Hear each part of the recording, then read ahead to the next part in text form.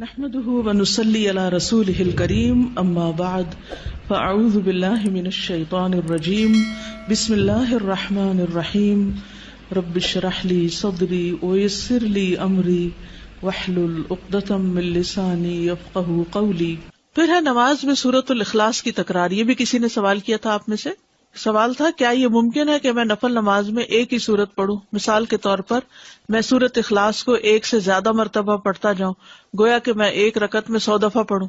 بعض لوگ اس طرح کرتے ہیں نا، کئی لوگ وظیفے بتاتے ہیں، حاجت کے نفل بتاتے ہیں، یہ سورت 15 دفعہ پہلی رکعت میں اور دوسری میں، یہ سب خود ساختہ طریقے ہیں۔ الحمدللہ ایک ہی رکعت میں یا 2 رکعت میں کسی سورت کو بار بار لوٹا کر پڑھنے میں کوئی حرج نہیں ہے، کوئی منع نہیں کیا گیا کہ 2 دفعہ نہیں پڑھ سکتے، 3 دفعہ نہیں پڑھ سکتے۔ خاص طور پر قل هو اللہ احد، کیونکہ اس کی بہت عظیم فضیلت ہے، کیونکہ یہ سورت توحید اور رب تعالیٰ کی صفات پر مشتمل ہے۔ امام بخاری نے روایت کیا کہ ابو سعید خدری سے روایت ہے کہ ایک آدمی نے دوسرے آدمی سے سنا کہ وہ قل هو اللہ احد بار بار پڑھ رہا ہے۔ جب صبح ہوئی تو اس نے رسول اللہ صلی اللہ علیہ وسلم کی خدمت میں حاضر ہو کر اس واقعے کا ذکر کیا، گویا وہ اس عمل میں کوئی بڑا ثواب خیال نہ کرتا تھا۔ تو رسول اللہ صلی اللہ علیہ وسلم نے فرمایا، مجھے اس ذات کی قسم جس کے ہاتھ میں میری جان ہے، یہ سورت قرآن کے 1/3 کے برابر ہے۔ لیکن 2 کاموں سے بچنا ضروری ہے تکرار میں۔ نمبر 1، گنتی معین نہ کریں کہ 10 دفعہ ہی پڑھنی ضروری ہے۔ ان میں سے ایک یہ ہے کہ تکرار معین گنتی کے ساتھ نہ ہو۔ اگر وہ معین کر لے گا، یعنی فکس کر لے گا، وہ نہ اس سے زیادہ پڑھے گا نہ کم، تو یہ بدعت ہوگی، کیونکہ یہ خود ساختہ طریقہ ہے، خود ایجاد کیا، لوگوں کو پابند کیا۔ یعنی کچھ لوگ اس طرح کی چیزیں لکھ کر عام کر دیتے ہیں یا دوسروں کو کہتے ہیں 3 دفعہ لازمی پڑھنا ہے۔ مذکورہ حدیث میں گنتی کی تعین نہیں، نہ ہی یہ سلف سے معروف ہے، اور جو چیز شریعت میں متعین نہیں اس کی تعین جائز نہیں، اس کا بغیر کسی تعین کے مطلق ہونا جائز ہوگا۔ جیسے لوگ کہتے ہیں نا کتنی دفعہ آیت کریمہ پڑھیں، وہ کہیں نہیں بتایا گیا کتنی دفعہ، جتنا سہولت سے پڑھ سکتے ہو۔ حضرت یونس علیہ السلام کے بارے میں کچھ نہیں ملتا کہ انہوں نے 100 دفعہ پڑھا یا 1000 دفعہ پڑھا۔ اصل بات یہ کہ پڑھنے کی کوالٹی کیا ہے، یہ زیادہ امپورٹنٹ ہے۔ نمبر 2، اسے عادت نہ بنایا جائے کہ مثلا ہر روز فجر کی نماز میں آپ پہلی رکعت میں 20 دفعہ، دوسری میں 15 دفعہ قل هو اللہ پڑھ رہے ہیں، یہ نہیں ہونا چاہیے۔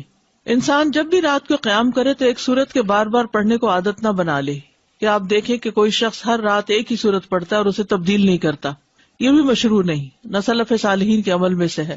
بس جب وہ اس کام کو کرنا چاہے تو کبھی کبھار ہی کرے، اس پر دوام نہ کرے۔ اس کو چاہیے کہ سنت کے عمل کو اور اس کام کو عادت بنائے جس پر پہلے لوگ عمل کیا کرتے تھے۔ وہ ہر رکعت میں سورۃ الفاتحہ کے ساتھ کوئی ایک سورت پڑھے یا کسی سورت کا کچھ حصہ پڑھے، اور تکرار کرنا جو ہے وہ کچھ افضل نہیں ہے، اگرچہ پڑھنے میں کوئی حرج نہیں، لیکن اس میں کوئی ایسا نہیں کہ یہ زیادہ ثواب کا کام ہے۔ اوکے، کیونکہ آپ نے اسی کی فضیلت بتائی نا کہ وہ تو 1/3 قرآن کے برابر ہے، تو سورت کو معمولی کیوں سمجھتے ہو؟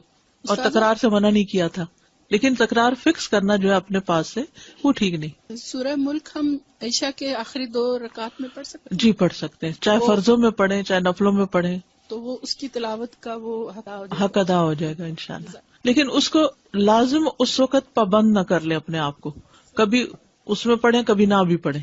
ابھی ہم نے پڑھا تھا کہ حضرت عثمان رضی اللہ عنہ نے رکوع کے پہلے پڑھنی شروع کی تاکہ جو ہے ان کو رکعت مل جائے لوگوں کو، تو اس صورت میں سورہ فاتحہ تو مس ہو گئی، تو پھر ہمیں رکعت ریوائز کرنی پڑے گی، ریپیٹ کرنی پڑے گی؟ نہیں، جب وہ آئے گا لمبا ہو جائے گا نا، جیسے ایک رکعت ویسے تو چھوٹی ہو جاتی ہے، لیکن اگر قنوت پڑھنی شروع کی تو لمبی ہو گئی رکعت، جی، تو وہ پھر سورۃ فاتحہ آ کے پڑھ لے گا اپنی، کیونکہ رکعت لمبی ہو گئی ہے نا۔ اچھا، وہ خود سے پڑھ لیں گے؟ خود سے پڑھ لے گا نا، ٹھیک ہے۔ امام کی اگر مس بھی ہو جائے اور انسان خود سے پڑھ لے تو نماز ہو جائے گی۔ ساتھ میرا یہ سوال کہ جیسے 30ویں سپارے کی جب صورتیں بڑی یاد کرنے لگتے ہیں تو پھر اسپیشلی جیسے سورہ اخلاص جیسی صورت ہے تو وہ ہم لوگ کم پڑھنے کی وہ کرتے ہیں، تو میرا یہ تھا کہ جب میں نے بخاری کے اندر اس کی فضیلت پڑھی سورہ اخلاص کی، تو اس کے بعد میں نے اپنی ہر نماز کے اندر اس کو شامل کر لیا، کسی بھی ایک رکعت میں میں پڑھتی تھی یا پھر آخری رکعت میں اس کو رکھ لیا، تو یہ صحیح ہے ایسا کرنا یا نہیں؟ جی دیکھیے، مسنون ہے، فجر کی 2 سنتوں کی دوسری رکعت میں اس کا پڑھنا مسنون ہے، مغرب کی 2 سنتوں میں دوسری رکعت میں پڑھنا مسنون ہے، اسی طرح ظہر کی سنتوں میں بھی آپ 2 سنتوں کے آخری رکعت میں اس کو پڑھ لیں۔ سنت کی دوسری رکعت میں اس کو پڑھنا جو ہے وہ تو سنت سے بھی ثابت ہے، حتیٰ کہ وتر کے بھی آخری رکعت میں۔ دیکھتے ہیں کہ قبولیت دعا کے اسباب کیا ہیں۔ فصل پنجم، بعض لوگوں کی دعا بسا اوقات بہت جلد قبول ہو جاتی کیونکہ وہ سخت ضرورت مند ہوتے ہیں، ضرورت ان کے اندر اضطرابی کیفیت پیدا کر دیتی ہے، ہلچل مچا دیتی۔ اگر آپ کے اندر ہلچل ہے تو آپ دوسروں کے اندر بھی مچا دیں گے۔ جو وہ دعا مانگنے والا تھا نا، اس کے اندر ہلچل تھی اور اس نے اتنی شدت سے دعا مانگی کہ آسمانوں میں کھلبلی مچ گئی اور وہاں سے فرشتہ آ گیا. اور کامل اضطراب کے ساتھ وہ اللہ تعالیٰ کی جناب میں متوجہ ہو جاتے ہیں. یا یہ کہ دعا کرنے سے پیشتر دعا کرنے والے سے کوئی بڑی نیکی وجود میں آ چکی ہوتی ہے.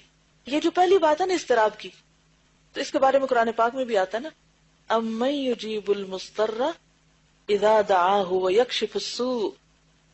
تو جو مضطر ہوتا ہے نا، بے قرار ہوتا ہے، بے چین ہوتا ہے، اور اس بے قراری میں اپنے رب کو پکارتا ہے، لوگوں کو نہیں، اپنے رب کو پکارتا ہے اور تڑپ تڑپ کے پکارتا ہے، رو رو کے پکارتا ہے، تو رب سنتا ہے. اور اگر یقین نہیں تو اللہ تعالیٰ پوچھتے ہیں امن یجیب المضطر، یا کون ہے پھر وہ جو مضطر کی دعا سنے، بے قرار کی دعا سنے، بے قرار کو جواب دے. کوئی انسان ایسا نہیں کر سکتا، کوئی اور مخلوق نہیں کر سکتی.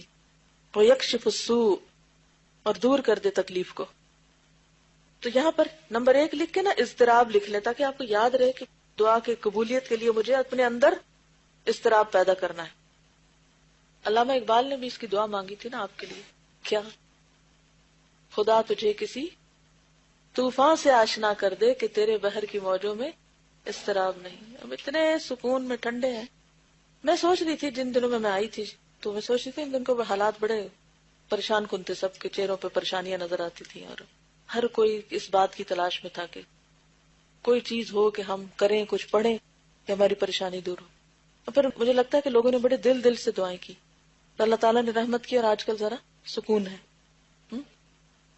تو میں سوچ رہی تھی آج صبح ہی کہ اللہ تعالیٰ عافیت میں رکھے، امن اور سکون میں ہی سب کو رکھے، لیکن یہ عافیت ہم کو اللہ سے دور نہ کر دے کہ ہم اپنی پرانی روٹین میں اس طرح آ جائیں کہ بس پھر اسی ڈگر پہ چل پڑے، اور جو چند باتوں کی اصلاح کی ہے وہ پھر غارت کر دے، مٹی میں ملا دے. ایسا نہیں کرنا. تو جب کبھی بھی کوئی اضطراب آتا ہے نا، کوئی ہلچل ہوتی ہے، تو اس کو اپنے لیے برا نہ سمجھا کرے. مانگے مت کہ اللہ کو مصیبت ڈال، ایسا نہیں کہہ سکتے، اور نہ کبھی کہنا چاہیے. اللہ تعالیٰ کو عافیت کی دعا بہت پسند ہے، لیکن کسی بھی چیز پر دل پریشان ہو، بے قراری ہو، تو فوراً اللہ کی طرف رجوع کرے. آپ پازیٹیو سوچیں، آپ سوچیں بس وقت آ گیا کہ میں اللہ کی طرف اور شدت سے رجوع کروں، جو میں نے عام دنوں میں کوئی نہیں کرنا تھا. اور عام دنوں میں جب ہم نہیں کرتے تو پھر آخرت میں وہ جو اجر جمع ہو رہا ہے وہ کیسے جمع ہوگا؟ تو یہ بھی اللہ تعالیٰ کی رحمت کا ایک طریقہ ہوتا ہے. اسی لیے بعض لوگ تکلیف کے آنے پر بھی الحمدللہ کہتے ہیں، اور نبی صلی اللہ علیہ وسلم تو الحمدللہ علی کل حال، کہ اللہ تو نے اپنے قریب ہونے کا ایک موقع دے دیا. اس پر بھی تیرا شکر ہے. وہ شکایتی نہیں ہوتے، وہ کمپلینٹس نہیں کرتے، وہ ناراض نہیں ہوتے اللہ سے.